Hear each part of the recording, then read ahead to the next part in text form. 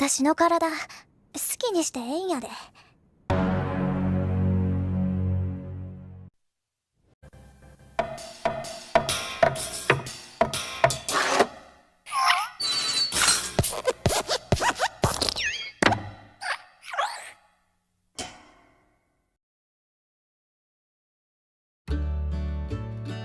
Hai minasan, terima kasih sudah klik video ini dan selamat datang di channel Koronim.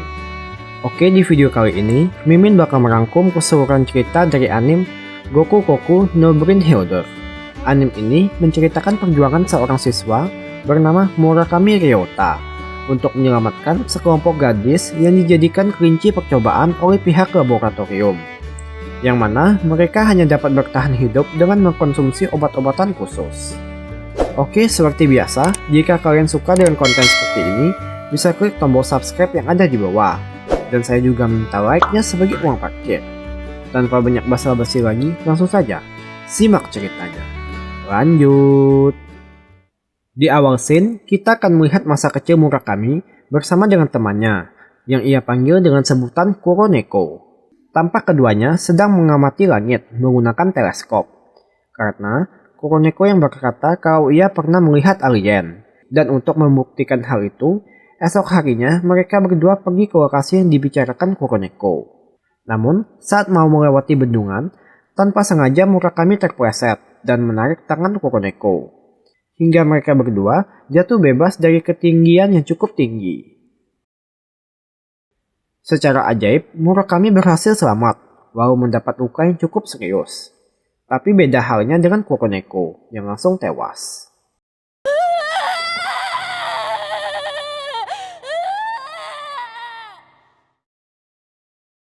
Kemudian scene berpindah ke Murakami yang sudah tumbuh besar, di mana ia sedang berada di kelasnya. Dan tak lama, guru pun datang sembari membawa seorang siswi pindahan bernama Kuroha Neko. Saat melihat Kuroha, Murakami langsung teringat dengan sosok Kuroneko dulu. Dan refleks berdiri lalu menghampirinya. Tapi, Kuroha sama sekali tak mengingat kalau ia pernah bertemu dengan Murakami sebelumnya. Kemudian saat jam pelajaran olahraga dimulai, Kuroha langsung menjadi sorotan karena wajah serta tubuhnya yang rupawan. Walaupun demikian, rupanya Kuroha sama sekali tak bisa berenang. Dan sosok Kuroha yang tenggelam itu pun kembali menjadi sorotan, hingga membuat para siswa lain merasa bersemangat. Lalu, saat kelompok lain hendak memulai latihan, tiba-tiba lubang saluran drainase terbuka, dan air langsung tersedot. Hal itu pun membuat kaki salah seorang siswi menjadi terjepit, hingga ia tenggelam dan tak bisa bernafas. Melihat hal itu, Kuroha tampak tenang, tanpa ekspresi ataupun niatan untuk menolongnya. Namun secara kebetulan, tiba-tiba tanah runtuh, yang membuat kaki siswa itu terlepas dan berhasil diselamatkan.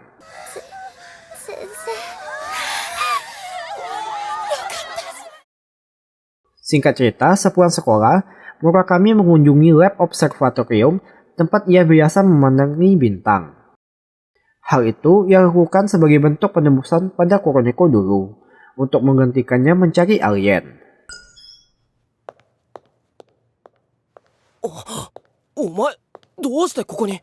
Tanpa diduga, tiba-tiba datang Kuroha dan langsung memberitahu kalau hari ini akan ada dua orang murid yang akan mati. Yang pertama adalah gadis di kolam renang tadi, dan kedua adalah Murakami. Lalu memberitahu cara menghindarinya, yang mana ia harus pulang tepat waktu tanpa boleh tertinggal oleh bus yang akan menjemputnya. Setelah mengatakan hal itu, Kuroha kemudian pergi. Tentu Murakami tak langsung percaya, dan sengaja tertinggal oleh bus yang akan ia tumpangi. Ia mencoba berspekulasi kalau harusnya kemungkinan kriminalitas di lokasi itu sangat kecil. Tapi secara kebetulan, tanah longsor hingga menghempaskan Murakami ke pembatas jalan. Tak hanya itu, sebuah batu besar juga ikut jatuh lalu menghantamnya. Untungnya, batu itu dapat ditahan oleh Kuroha yang entah muncul dari mana. Dan dengan kekuatannya, ia dapat membelah batu itu menjadi dua. Murakami pun terkejut hebat setelah melihat kemampuan Kuroha yang di luar nalar. Lalu, Kuroha pun memberitahu kalau ia adalah salah seorang subjek percobaan lab yang berhasil kabur. Dan kemampuannya itu ia dapat dari hasil operasi serta obat-obatan. Kuroha pun meminta pada Murakami agar merahasiakan identitas aslinya. Karena kalau sampai ketahuan, ia serta Murakami akan dibunuh oleh pihak lab. Setelah mengatakan itu, kemudian ia pergi dan tak pernah kembali ke sekolah.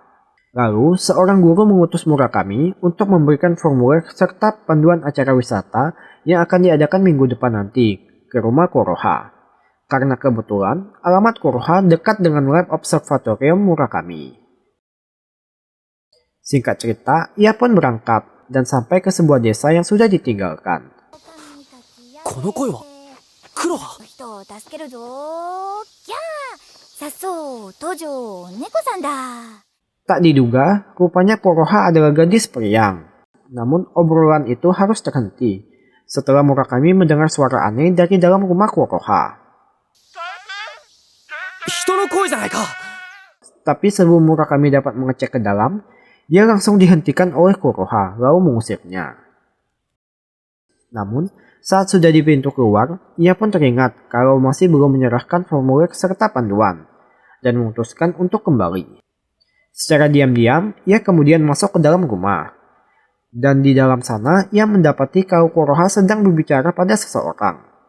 Saat Kuroha sudah pergi, Murakami yang penasaran pun masuk dan melihat lawan bicaranya Kuroha. Yang ternyata adalah seorang gadis aneh yang hanya terbaring diam membatu. Tak lama, Kuroha pun kembali dan memberitahu kalau gadis itu bernama Tachibana Kana, yang juga adalah seorang subjek lab yang berhasil kabur bersamanya. Kemampuan yang ia miliki adalah meramal masa depan, dan ialah yang telah menyelamatkan gadis tenggelam serta Murakami waktu lalu. Sebagai ganti kekuatan yang besar, ia pun kehilangan kendali atas tubuhnya dan hanya bisa berbicara melalui ketikan keyboard. この変態何こっそり部屋覗いてんのよ犯されるかと思ったわこの偽善者 Singkat cerita, setelah memberikan formulir serta sedikit membujuk Kuroha agar ikut ke acara wisata minggu depan, akhirnya Kuroha pun luluh dan memutuskan kembali ke sekolah. Namun suatu hari, Kuroha tiba-tiba datang dengan badan penuh perban, tapi tak memberitahu alasannya. Dan keesokan harinya, Kuroha tak masuk ke sekolah. Melihat hal itu, Murakami yang khawatir pun memutuskan untuk memeriksa keadaan Kuroha di rumahnya. Dan benar saja saat sampai, tubuh Kuroha sudah berlumuran darah. Ia lalu meminta Murakami membawanya ke dapur dan meminum sebuah obat. Akhirnya, ia pun menjelaskan kalau mereka hanya dapat bertahan hidup dengan meminum obat khusus itu setiap harinya. Dan sekarang tinggal 10 pil saja yang tersisa. Yang artinya masa hidup mereka hanya untuk 5 hari ke depan. これを飲まずにいると30時間で皮膚が裂けて全身から血が吹き出す Setelah mengatakan itu, Kuroha pun beristirahat sejenak. Saat terbangun, lukanya sudah tertutup dan ia mendapati Murakami yang sedang memotong kayu. Tapi tak lama, terdengar bunyi ledakan yang berasal dari arah rumah. Dan ternyata dapur mereka kebakaran karena Kuroha lupa memadamkan api saat merebus air. Murakami pun bergerak cepat untuk menyelamatkan Kana, sedangkan Kuroha akan memadamkan api. Dengan kekuatannya pun, api dapat langsung dipadamkan dalam sekejap. Namun sayang sisa obat mereka itu ikut terbakar, yang mana Kana baru meminum obat itu kemarin sore. Di tengah kepanikan, untungnya Murakami dapat menenangkan Kuroha, karena ia sudah menghafal nomor seri obatnya, guna mengetahui lokasi pabrik tempat obat itu dibuat. Karena rumah yang sudah terbakar, mereka pun memutuskan untuk pergi ke lab observatorium dan menggunakan komputer di sana untuk mencari informasi lebih lanjut. Namun, setelah mendapat alamatnya, sekarang mereka harus menghadapi masalah baru, yaitu keamanan. Kemudian, Kana pun menyarankan untuk meminta bantuan penyihir lain, bernama Kazumi, yang punya kemampuan hacking agar dapat mematikan keamanan. Dan ternyata, ialah yang telah membajak data sekolah agar Kuroha bisa masuk tanpa masalah. Tapi Kazumi tak membantu secara cuma-cuma. Ia meminta obat sebagai bayaran atas jasanya. Lalu, Kuroha pun menjelaskan kalau mereka sudah kehabisan obat dan minta bantuannya untuk mematikan keamanan pabrik agar bisa menyusup dan mencuri obat di sana. Setelah setuju, tiba-tiba Kana mendapat penglihatan kalau Kuroha akan mati terbelah dua. Mendengar hal itu, Kuroha pun tampak tenang dan tetap ingin berangkat karena itu adalah satu-satunya cara agar bisa selamat. Sore harinya, mereka pun berangkat dan akhirnya sampai ke lokasi pabrik. Tugas Murakami adalah menyusup dan mencuri obatnya, sedangkan Kuroha akan mengalihkan perhatian. Namun, karena merasa khawatir pada Kuroha, Murakami pun pergi untuk melihat keadaannya. Dan benar saja, rupanya pihak lab sudah mengantisipasi hal itu dengan mengirimkan seorang penyihir yang cukup kuat bernama Saori untuk menahan Kuroha. Dan kekuatannya, Saori pun berhasil memberikan beberapa luka.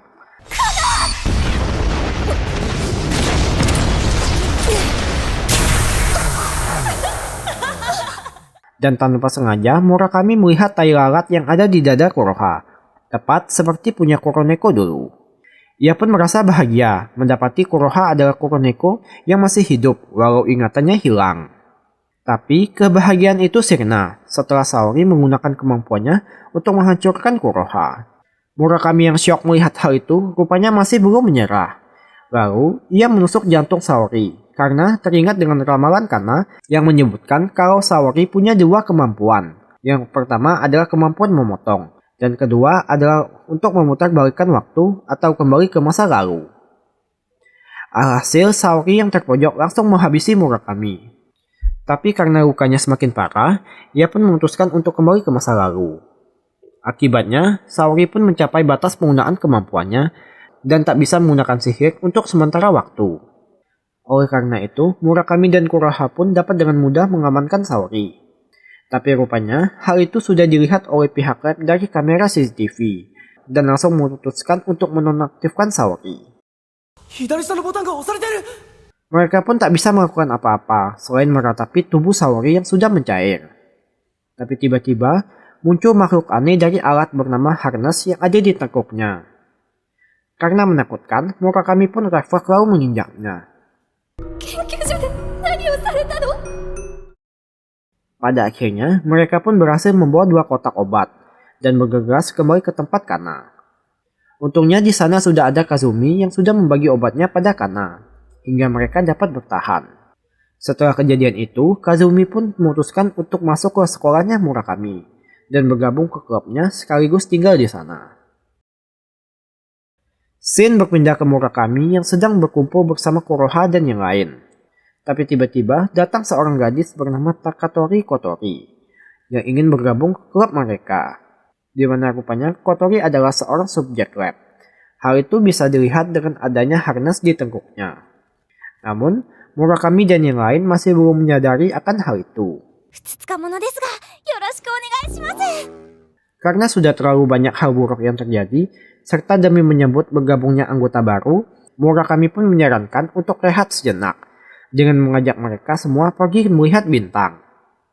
Singkat cerita, malam harinya mereka semua berangkat dan sampai ke puncak bukit.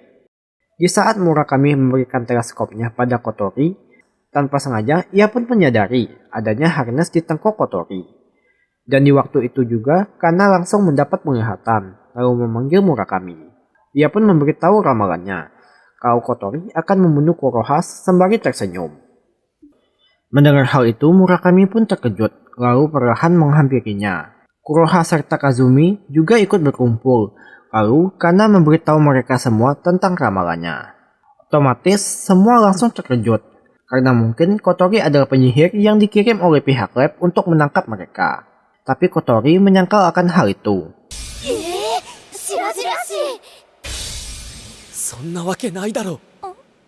Ia kemudian bersedia memperlihatkan kemampuannya, yang adalah teleportasi.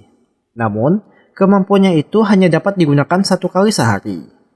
Akhirnya, karena belum punya bukti yang cukup kuat, mereka semua pun memilih untuk percaya, lalu melanjutkan kembali mengamati bintang. Keesokan harinya, sepulang sekolah, karena masih menaruh curiga, mereka semua kembali berkumpul untuk menginterogasi Kotori. Namun, belum selesai dijawab, tiba-tiba HP Kazumi berbunyi, yang rupanya ia dipanggil oleh penyihir lain dan meminta bantuannya, karena sedang dikejar oleh penyihir yang dikirim oleh pihak lab. Mendengar hal itu, Kuroha pun bergegas pergi, tapi Murakami tak tinggal diam. Ia menahan Kuroha agar tak pergi, karena ramalan Kana akan terjadi di lokasi itu. Namun Kuroha tetap keras kepala, dan dengan kekuatannya ia menghempaskan Murakami, lalu kabur dari sana dengan diikuti oleh Kotori. Murakami yang baru bangkit pun langsung berangkat setelah diberikan alat komunikasi oleh Kazumi, dan dengan diarahkan olehnya, Murakami pun berhasil bertemu Kuroha.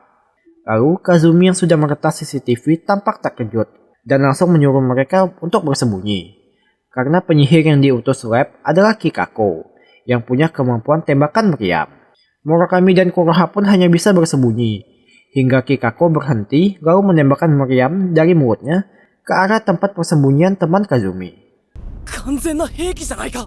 Alhasil, karena sudah ketahuan, temannya itu pun menjadi sasaran empuk, hingga terkena tembakan di titik vital dan tak berhasil selamat. Kuroha serta Murakami pun terkejut, karena hanya bisa menyaksikan saja tanpa sempat melakukan apapun.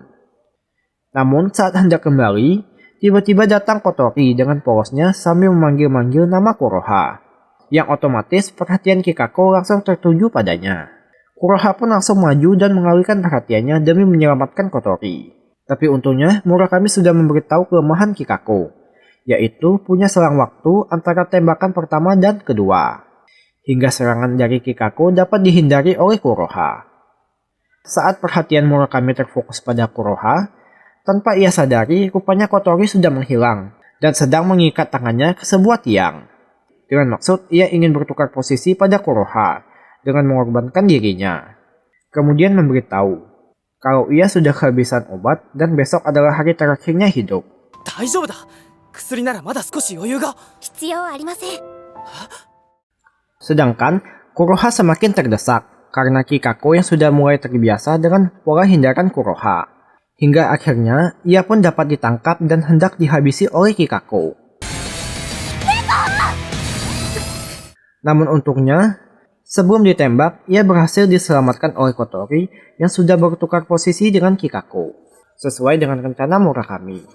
Alhasil, Kikako langsung terikat dan dapat dilumpuhkan oleh Murakami. Setelah pertarungan itu, tiba-tiba Kotori kembali menghilang, karena ia ingin mati tanpa diketahui. Tapi, dengan bantuan dari Kazumi, mereka pun berhasil menemukan Kotori, yang sedang menunggu ajalnya. Murakami pun hendak memberikan obat Kuroha kepadanya, namun tak ingin meminum obat dari orang lain. Kemudian, Murakami pun turun tangan dan meyakinkan Kotori agar terus hidup. 薬はなくなる前に俺がまた手に入れる。 Hingga akhirnya ia pun luluh dan menerima obat itu. Keesokan harinya, saat mereka semua kembali berkumpul, Murakami memberitahu kalau ia ingin menceritakan tentang mereka pada seseorang dan mengajak Kuroha untuk meyakinkannya. Singkat cerita, Murakami sudah sampai ke sebuah universitas yang rupanya ia ingin bertemu dengan seorang profesor kenalannya bernama Kogoro. Sebelum memberitahu tentang Kuroha dan yang lain, pertama-tama ia mengingatkan kalau Kogoro mengetahui rahasia ini, mungkin ia akan dibunuh. Mendengar hal itu, Kogoro tak langsung percaya. Dan sebagai bukti, Murakami berkali-kali menunjukkan kekuatan Kuroha yang sudah menunggu di luar. Alhasil, profesor yang tak percaya pada hal supernatural pun menjadi sangat tertarik. Lalu, Murakami pun menceritakan semuanya, serta menjelaskan tujuannya adalah untuk meminta bantuannya menduplikasi obat khusus itu, serta menyelidiki sebuah alat yang dipanggil dengan sebutan janin alien. Alat itu diberikan oleh Kuroha dulu saat dalam perjalanan pulang dari sekolah. Kogoro pun bersedia membantu karena rasa hausnya akan pengetahuan. Namun, ia masih memerlukan waktu untuk menganalisa molekul yang terkandung dalam obat. Yang jika isinya adalah kristal, maka ia dapat menduplikasinya dalam waktu 1 bulan. Tapi jika isinya adalah molekul lain, maka perlu waktu paling cepat 6 bulan. Malam harinya, saat baru kembali ke kamar, Murakami mendapat telepon dari Kogoro yang mengatakan hasil analisa obat itu.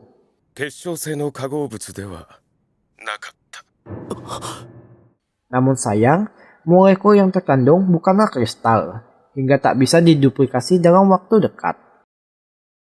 Keesokan harinya, dengan berat hati, ia ingin memberitahu tentang hasil Kogoro pada mereka semua.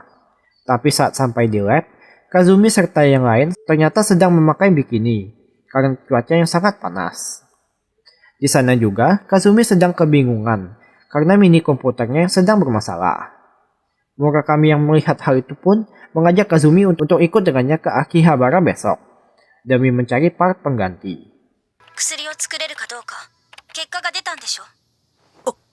Kembali ke topik, Murakami dengan berat hati memberitahu mereka kalau dalam waktu dekat obatnya belum bisa diduplikasi. Otomatis mendengar hal itu semua langsung terkejut sembari kecewa. Di sisi lain, pimpinan pihak lab bernama Ichijiku merencanakan untuk mengutus penyihir lain demi mencari keberadaan Kuroha serta subjek lain. Setelah mendapat informasi dari Kikako yang gagal dalam misinya. Kembali ke Murakami, singkat cerita mereka pun berangkat dan sampai ke Akihabara.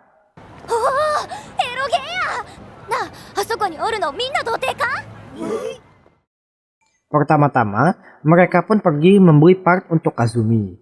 Dan setelah mendapat alat yang dibutuhkan, kemudian Murakami memberitahu tujuan sebenarnya adalah untuk menyalakan tablet yang diberikan Kuroha dulu. Ia sengaja memilih lokasi yang jauh dan ramai, supaya sulit dilacak.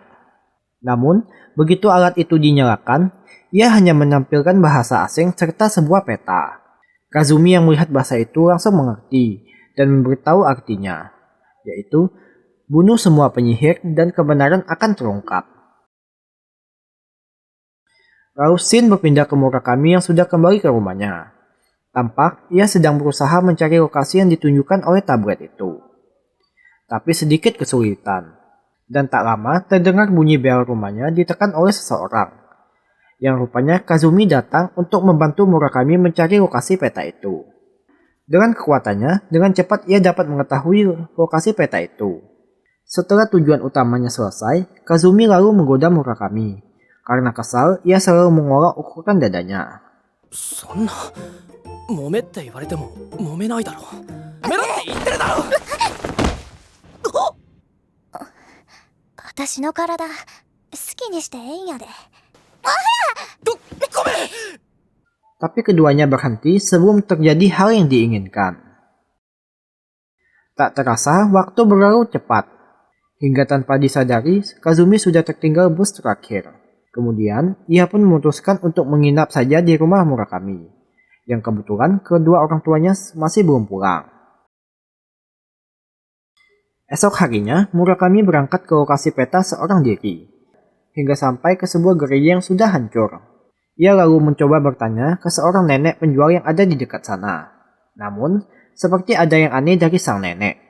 Dan karena tak mendapat informasi, ia kembali menelusuri reruntuhan untuk mencari petunjuk. Tanpa sengaja, ia melihat sebuah tulisan di dinding dalam bahasa asing.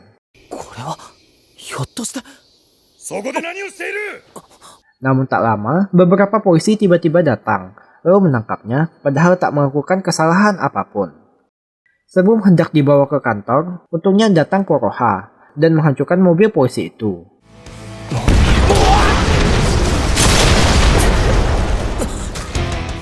Ia datang setelah Kana mendapat penglihatan kalau Murakami akan mati tertembak saat hendak kabur dari polisi. Kazumi juga ikut membantu dari jarak jauh, hingga polisi itu tak bisa memanggil bantuan atau berkomunikasi dengan pihak luar. Kuroha pun mencoba membuat pengalihan untuk kabur, hingga ia mencapai batas penggunaan kemampuannya. Namun polisi itu belum menyerah, dan langsung maju untuk menangkap Murakami. Tapi tiba-tiba ia langsung bertukar posisi dengan Kotori, yang rupanya juga ikut datang.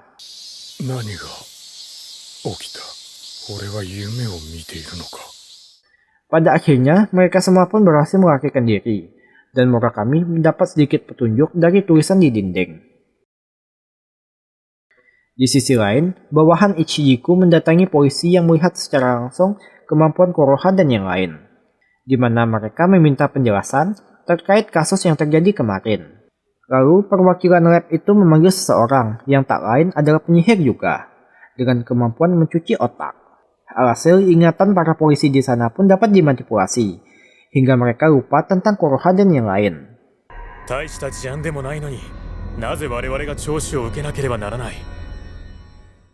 Kemudian, bawahan Ichijiku yang ditugaskan sebagai pengawas mengantar penyihir itu ke tempat ramai, lalu melepaskannya dengan tujuan untuk mencari informasi. Syarat untuk mengaktifkan kekuatannya adalah ia harus bertatapan langsung dengan orang lain. Dan tanpa rasa malu, ia membuka pakaiannya di tempat umum untuk menarik perhatian. 疲れたら休んでいいぞ。そんなすぐ見つかるはずがないし。 Alhasil, rencana itu pun berhasil. Tanpa sengaja, ia bertemu dengan teman sekelas Murakami dan mendapat informasi tentangnya. Setelah itu, ia memberitahu pada pengawasnya kalau kemampuannya bukan hanya menghapus atau menambahkan ingatan. Ia juga mampu mengubah ingatan itu sendiri. Tapi pengawasnya itu sudah tahu akan hal itu dan sengaja memakai kacamata hitam untuk menghalangi otaknya dicuci. Namun rupanya, penyihir itu sudah memanipulasi ingatan orang di sekitar, hingga menyerang pengawasnya itu, dan tanpa sengaja membuat kacamatanya terlepas. Alhasil, otaknya pun ikut dimanipulasi, dan lupa akan tugasnya. Kemudian, scene berpindah pada Murakami yang baru pulang. Secara kebetulan, ia bertemu dengan teman sekelasnya, lalu membawanya ke taman, karena ada temannya yang bilang ingin bertemu dengan Murakami. Nanami-chan, Ryotaを連れてきたよ。ありがとう。 Ketika keduanya bertemu, penyihir itu memperkenalkan namanya, yaitu Nanami, dan langsung memeriksa ingatan Murakami. Ia pun berhasil mendapat informasi tentang lokasi Kuroha dan yang lain, hingga Murakami pun langsung sadar kalau ia adalah penyihir utusan lab dengan kemampuan manipulasi otak, dan memutuskan untuk menghindari kontak mata dengannya. Di sana, Murakami tak langsung menggunakan kekerasan. Namun, ia mencoba mengajak Nanami bergabung bersama mereka, dengan bujukan kalau ia akan melepaskan alat pelacak yang ditanam oleh pihak lab. Tetapi, Nanami belum mempercayai Murakami, hingga ia memanfaatkan kesempatan lalu mencuci otaknya menjadi bayi yang baru lahir.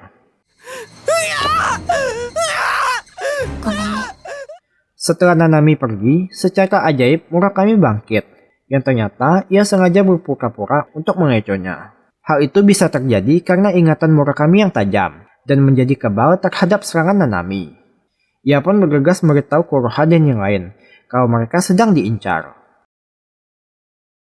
Singkat cerita, dengan kembali dibantu Kazumi, mereka dapat mengetahui lokasi Nanami. Lalu, Kotori menyarankan agar menggunakan kacamata hitam demi menghalangi kekuatan hipnotisnya. Dengan sudah bersiap, mereka pun bertemu dengan Nanami. Tapi lagi-lagi, Murakami kembali membujuknya untuk bergabung. Hal itu juga didukung oleh Kuroha, yang berjalan mendekati Nanami, lalu melepas kacamatanya, sebagai bentuk ketulusan ingin membuat Nanami berteman dengan mereka. 信じられない。そんなの信じられない。 Namun, kesempatan itu justru dimanfaatkan oleh Nanami, hingga ia memanipulasi ingatan Kuroha dan membuatnya menyerang Murakami serta Kotori. Saat sudah terpojok, tanpa sengaja, kacamata Murakami terlepas. Nanami yang melihat hal itu pun langsung mengaktifkan kekuatannya lalu membaca ingatan Murakami. Tapi, karena ternyata mereka tulus ingin membantunya, akhirnya ia pun luluh dan mengembalikan ingatan Kuroha. Di sisi lain, pengawas Nanami yang ingatannya sudah dimanipulasi memutuskan untuk kembali ke mobil. Tapi tanpa sengaja, ia membaca buku catatan yang sudah dipersiapkan jika ingatannya dihapus. Kembali ke Murakami, ia dihubungi oleh Kazumi dan mengabarkan kalau ada Kogoro yang datang ke markas mereka. Oleh karena itu, ia pun membawa Nanami ke markas mereka untuk meminta bantuannya melepas pelacak. まあよかろう。時間はどれくらい残されているんだ。逃げたことに気づかれたら、今すぐイジェクトされてもおかしくないわ。 Namun saat akan bersiap-siap, tiba-tiba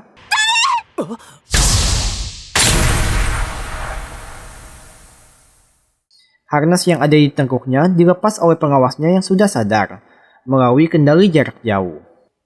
Alhasil tubuhnya pun meleleh dan yang lain tak bisa melakukan apa-apa selain menangis. Tapi setelah Nanami kehilangan nyawanya, mereka semua langsung lupa tentang Nanami. Yang mana saat detik-detik terakhir, Nanami sengaja menghapus ingatan mereka supaya tak bersedih saat mengingatnya. Dan yang hanya mengingatnya tinggal Murakami seorang, karena ingatannya tak bisa diubah. 悲しまなくていい。Namun tiba-tiba muncul Nanami dalam bentuk astral dan menjelaskan kalau ia sudah memindahkan kesadarannya ke dalam otak Murakami dan akan terus hidup di dalam otaknya. Setelah kejadian itu, Ichijiku pun dipanggil oleh atasannya karena sudah 2 kali gagal menangkap subjek yang kabur. Ia pun menawarkan cara terakhir adalah untuk melepas penyihir terkuat dengan julukan Valkyria demi menangkap Kuroha dan yang lain. Namun, Valkyria malah membantai penyihir lain yang ditugaskan untuk mengawasinya. Alhasil, polisi pun bergerak cepat untuk meringkusnya. ちょっとリハビリを兼ねて。隊長、風があいつに向かって。見たことないでしょ。 Tapi, ia malah meledakkan gunung untuk melenyapkan polisi yang menghalanginya. Di lokasi lain, saat polisi hendak memeriksa TKP, tanpa mereka sadari, rupanya ada seorang penyihir yang punya kemampuan regenerasi berhasil selamat. Dan untungnya, karena alat pelacaknya sudah terpotong, ia pun melarikan diri dari sana. Berita meledaknya gunung itu pun sampai terdengar oleh Murakami dan kawan-kawan. Mereka langsung berspekulasi kalau pelakunya adalah Valkyria, yang dapat mengendalikan 8 elemen sekaligus. Di sisi lain, penyihir yang melarikan diri itu rupanya menuju lab observatorium, karena sempat menguping ucapan Valkyria sebelumnya. Namun, saat sampai,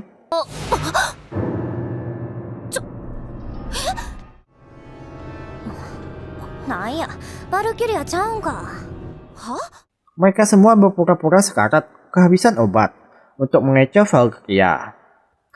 Tapi rupanya penyihir itu adalah teman Kazumi sewaktu di lab bernama Hatsuna.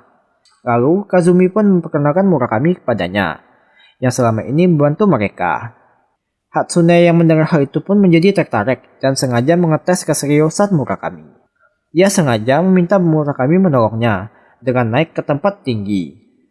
本当に来たんだ。は？なんでもない。 Namun tanpa sengaja, ia terpleset. Murakami yang tak ingin mengalami insiden serupa langsung bergerak cepat dan menahannya supaya tak jatuh. Tapi karena tak bisa bertahan lama, Hatsuna itu pun meminta Murakami untuk melepasnya, karena ia tak akan mati jika jatuh. Namun, Murakami sama sekali tak percaya dengan ucapannya itu. いいか、たとえ2人で落ちてもこの手だけは絶対に離さない。 Dan mengayunkannya ke tepian. Alhasil, tiang penahan itu pun lepas hingga Murakami jatuh bebas. Tepat sebelum menyentuh tanah, untungnya Kotori bertukar posisi dengannya, dan Murakami pun berhasil selamat. Setelah kejadian itu, Hatsuna pun jadi jatuh cinta pada Murakami, karena tersentuh dengan aksinya. Keesokan harinya, Murakami dipanggil oleh Kogoro, karena rupanya ia masih mengingat Nanami. Dan setelah melihat proses melelehnya itu, ia menyimpulkan pelelehan itu disebabkan oleh salah satu enzim di dalam tubuh. Kemudian memberitahu kalau ia dapat mempercepat proses pembuatan obatnya menjadi 1 bulan. Namun, dengan obat yang tersisa, mereka hanya dapat bertahan selama 1 minggu saja. Untuk itulah Kogoro memanggilnya, karena Murakami sendiri yang harus memutuskan siapa yang akan bertahan. Saat kembali ke markas, Murakami pun memberitahu hasil penelitian Kogoro, sekaligus waktu pembuatan untuk obatnya. Alhasil, suasana pun berubah menjadi suram. Untungnya, Kotori dapat mencairkan suasana dengan mengambil beberapa minuman. Tapi, ia malah terpleset hingga minuman itu tumpah dan menyiram Kuroha.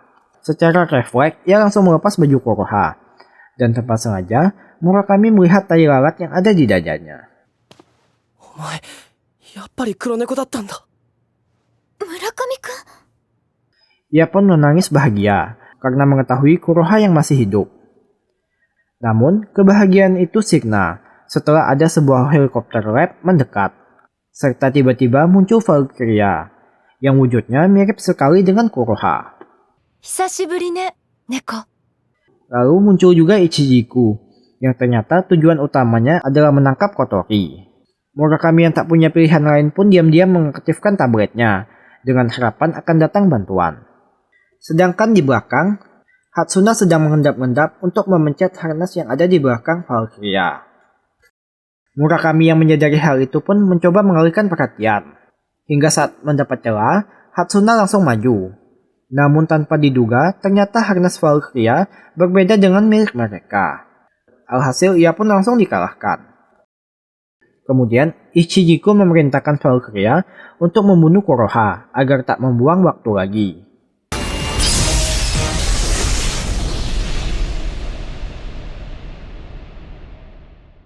Untungnya ia dapat diselamatkan oleh Murakami, walau harus terluka cukup parah.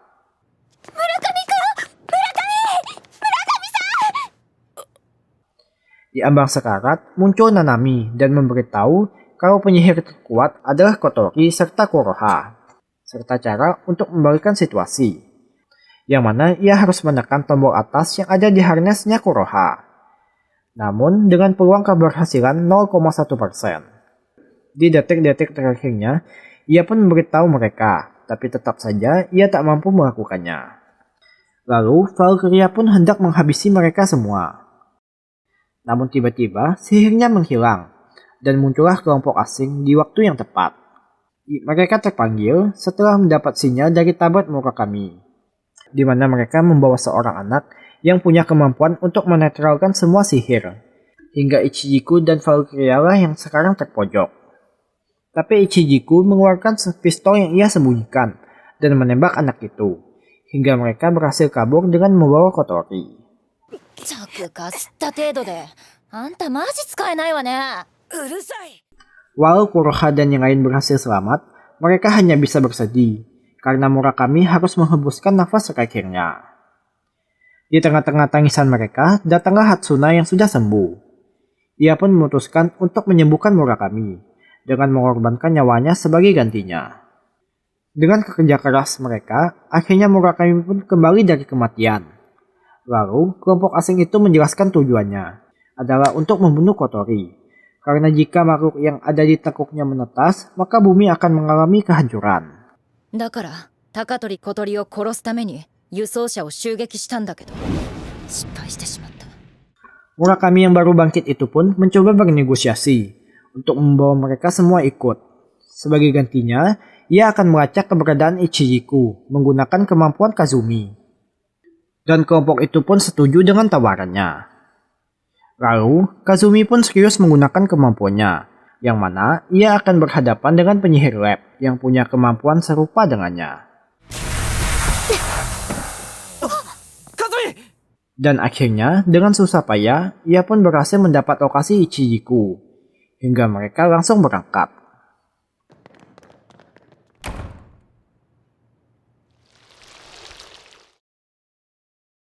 Di sisi lain, Kotori yang tertangkap dibawa ke sebuah ruang bawah tanah. Dan disitulah Ichijiku menceritakan kalau Kotori adalah adiknya. Namun, karena sakit parah kemudian meninggal, Ichijiku memindahkan otak adiknya itu ke tubuh baru dengan harapan agar bisa hidup kembali. Setelah menceritakan hal itu, tiba-tiba harness yang ada di tengkuk Kotori bercahaya, lalu terbang menuju langit dan menutupi seluruh kota. Kembali ke Murakami dan yang lain, mereka juga melihat cahaya itu, yang mana jika cahaya itu menyelimuti bumi, maka orang-orang serta peradaban akan langsung musnah. Melihat cahaya itu, kelompok asing itu pun kehilangan semangat juang, dan memutuskan untuk menunggu ajal. Berbeda dengan kelompok Murakami yang masih belum menyerah. Tapi begitu sampai ke lokasi persembunyian Ichijiku, Kuroha serta Kazumi memukul Murakami hingga tak sadarkan diri, demi melindunginya dari ancaman. Sedangkan Kotori yang ditahan masih sadar dan punya kendali atas tubuhnya. Hingga ia pun rela menonaktifkan dirinya sendiri. Alhasil cahaya itu pun perlahan menghilang. Di sisi lain, Kuroha dan Kazumi yang sudah berhasil masuk tanpa sengaja bertemu dengan Ichijiku serta Valkyria. Ichijiku pun memberitahu kalau Kotori sudah mati dengan mengorbankan dirinya sendiri. Lalu, ia memerintahkan Valkyria untuk menghabisi mereka berdua, kemudian pergi. Namun Valkyria yang terobsesi pada Kuroha rupanya adalah kakaknya, dan ia pun membuat Kuroha tak sadarkan diri, sedangkan Kazumi langsung dihabisi. Kembali ke Murakami yang akhirnya sadar, ia pun bergegas masuk ke dalam rumah.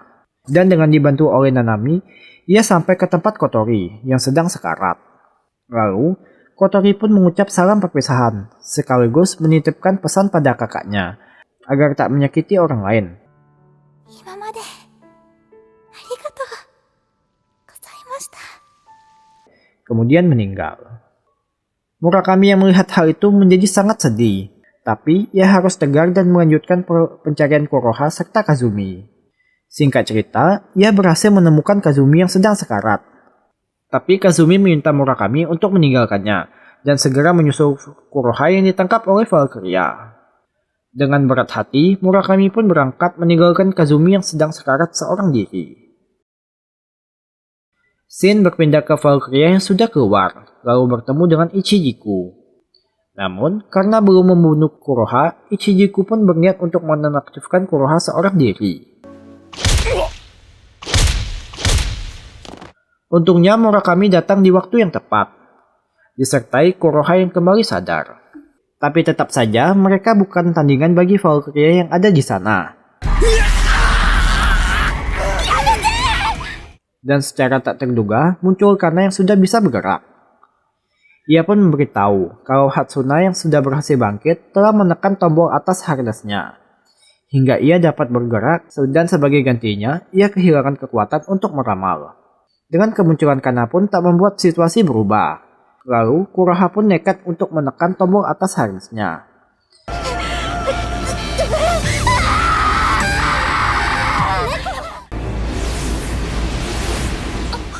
Yang secara ajaib, ia berhasil membangkitkan kekuatan serta ingatan masa kecilnya dulu. Dan disinilah pertarungan kakak beradik akan dimulai. Otomatis karena kekuatan sebenarnya sudah bangkit, Valkyria itu pun kalah. Namun rupanya ia masih belum menyerah dan ingin menembak Kuroha yang kekuatannya masih belum stabil. Tapi kekuatannya kembali menghilang, yang rupanya muncul kelompok asing itu. Mereka pun langsung menembak Valkyria dan tanpa diduga Ichijiku rela mengorbankan nyawanya demi melindungi Valkyria. Namun karena masih terluka akibat tembakan waktu lalu, anak berkemampuan khusus itu pun kehilangan kesadaran, hingga Valkyria kembali menyerang. Dengan kepergian Ichijiku, Valkyria pun merasa putus asa, dan berniat untuk menghancurkan diri bersama daerah sekitar. Melihat hal itu, Kuroha pun bangkit lalu mencium Murakami, sekaligus menyatakan cintanya sebagai bentuk perpisahan. Kemudian, ia langsung maju menghadapi kakaknya itu. Pada akhirnya, Kuroha berhasil menang. あ、なんだ。あなたは誰ですか？ Namun ingatannya kembali menghilang sebagai ganti atas kekuatannya. Scene akhir menunjukkan Kazumi yang berhasil selamat berkat bantuan Hatsuna dan berkumpul kembali dengan Murakami serta yang lain untuk memandangi bintang di langit. Tamat. Oke minasan, cukup sekian alur cerita dari anime Goku Koku no Brain Builder kali ini. Jangan lupa buat subscribe, like, dan komen jika kalian suka dengan konten seperti ini. Sore Dewa, mata nih.